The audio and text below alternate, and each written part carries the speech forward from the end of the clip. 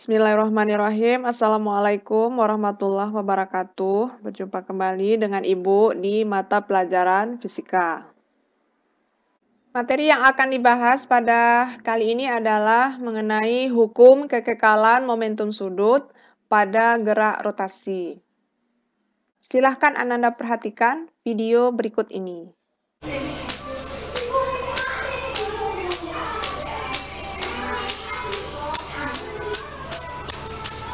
Dari video yang telah kamu perhatikan tadi, dapat kita simpulkan bahwa momentum pada gerak translasi itu merupakan ukuran kesukaran atau kesulitan untuk memberhentikan sebuah benda yang sedang bergerak. Contoh lainnya adalah pada saat kita membawa sepeda motor, kemudian dengan kecepatan tertentu kita rem secara mendadak, tentu saja motor yang kita bawa itu tidak langsung berhenti, tapi lama-kelamaan baru dia berhenti. Nah, itu adalah salah satu contoh lain dari momentum gerak translasi. Intinya adalah motor itu tidak dapat langsung berhenti, kelajuannya hanya berhasil diperlambat. Hal ini disebabkan karena momentum dari motor itu mendorongnya maju gitu. Jadi semakin tinggi kecepatan dari motor, maka semakin besarlah momentum dari motor itu sendiri. Dan semakin sukar atau sulit untuk menghentikan motor dengan cepat. Nah, jadi intinya setiap benda bergerak memiliki momentum. Nah, benda yang melakukan gerak lurus mempunyai momentum yang dapat dihitung dengan rumus P sama dengan M dikali dengan V. P itu adalah momentum, satuannya adalah kilogram meter per sekon, M adalah massa, dan V adalah kecepatan. Nah, jadi P sama dengan M dikali V ini merupakan momentum pada gerak lurus atau gerak translasi.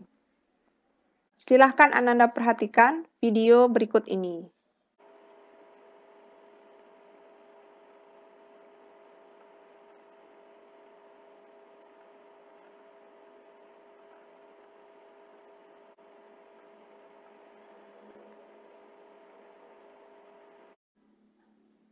Nah, dari video yang telah kita saksikan tadi, maka dapat kita simpulkan bahwa besarnya momentum linier pada benda yang bergerak sepanjang lintasan ini. Benda yang bergerak di sini adalah partikelnya yang bergerak sepanjang lintasan ini. Nah, itu nilai momentum liniernya adalah sebesar M dikali dengan V. Momentum sudut merupakan perkalian silang antara vektor R dikali dengan P. Nah, sehingga dibuatkan di sini nilai momentum sudut sebesar L sama dengan M dikali V dikali dengan R. Untuk benda yang berotasi di sekitar sumbu tetap, besarnya momentum sudut dinyatakan dengan L sama dengan I dikali dengan omega.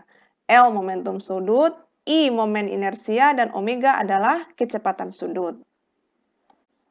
Jika benda bermassa M bergerak pada jarak R dari sumbu rotasi dengan kecepatan linier V, maka persamaan dapat dinyatakan sebagai berikut. Nah, ini L sama dengan I kali omega, karena I sama dengan mr kuadrat, dan omega sama dengan V per R, maka persamaan kita menjadi L sama dengan M dikali R kuadrat dikali V per R. Nanti V-nya ini kita coret satu sehingga menjadi L sama dengan M dikali R dikali V.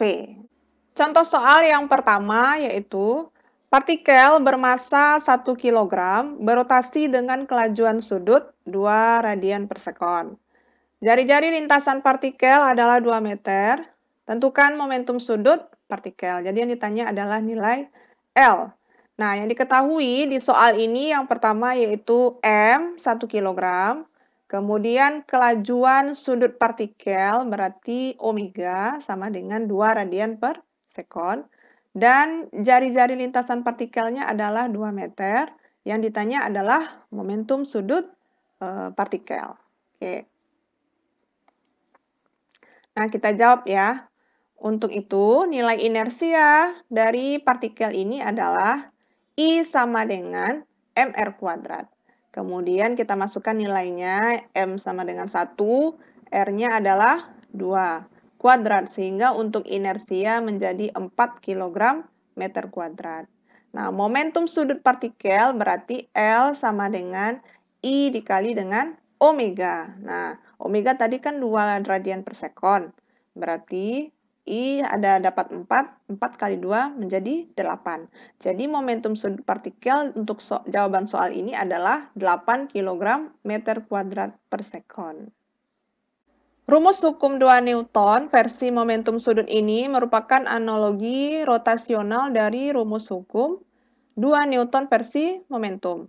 Jika resultan momentum gaya bernilai 0, maka rumus di atas berubah menjadi sigma torsi sama dengan delta L per delta T. Karena kita tahu sigma torsinya bernilai 0, maka kita uraikan delta L-nya menjadi I kali omega T dikurang I kali omega 0. Omega T di sini artinya kecepatan sudut akhir, dan omega 0 di sini artinya kecepatan sudut awal. Nah, delta T di sini adalah perubahan waktu. Jika dikali silang, maka delta T ini menjadi 0, sehingga persamaan kita menjadi 0 sama dengan I kali omega T dikurang I kali omega 0. Nah, pindah ruaskan berarti menjadi I T omega T sama dengan I 0 omega 0.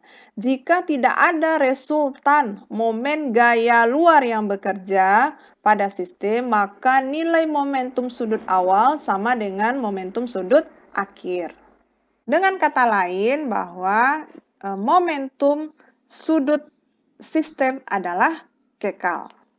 Berikut adalah keterangan persamaan dari hukum kekekalan momentum sudut. Bahwa di sini ada I0 sama dengan momen inersia awal. Kemudian IT, momen inersia akhir. Anda bisa mengganti indeks 0 dengan 1 boleh, atau indeks T dengan 2 juga boleh. Kemudian omega 0, kecepatan sudut awal. Omega T, kecepatan sudut akhir. L0 itu adalah momentum sudut awal, dan LT adalah momentum sudut akhir. Oke. Salah satu aplikasi hukum kekekalan momentum sudut ini berlaku saat peloncat indah meninggalkan papan. Nah, untuk memperbesar nilai laju sudut atau kecepatan sudut peloncat indah dari yang awal, karena kita tahu saat peloncat meninggalkan papan, dia memiliki nilai omega 0 di sini terhadap sumbu horizontal yang melalui pusat masanya. Sehingga dia dapat memutarkan tubuhnya, sebagian tubuhnya setengah lingkaran. Nah, apabila Ananda ia ingin memperbesar kecepatan sudutnya, maka dia harus memperkecil nilai momen inersia atau dengan cara menekuk tangan dan kakinya ke arah pusat tubuhnya. Nah, hal ini bertujuan untuk memperbesar kecepatan sudut dari peloncat indah.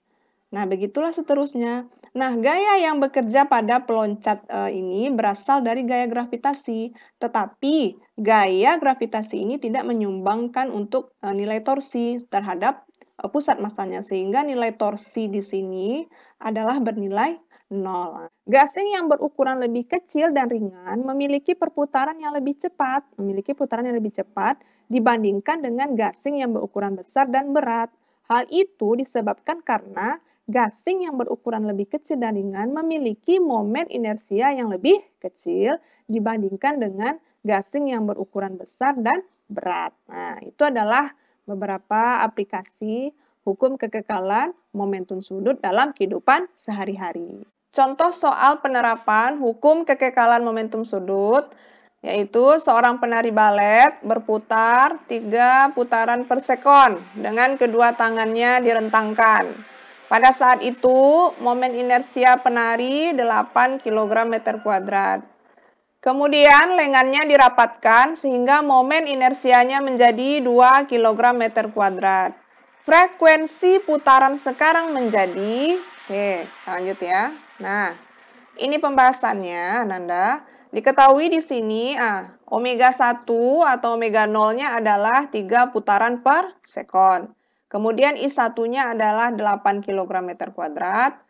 I2-nya adalah 2 kg meter kuadrat. Yang ditanya adalah omega 2. Nah, kita menggunakan persamaan hukum kekekalan momentum sudut. I1 dikali omega 1 sama dengan I2 dikali omega 2. Nah, diperolehlah frekuensi sudut atau kecepatan sudutnya adalah, oke, nih.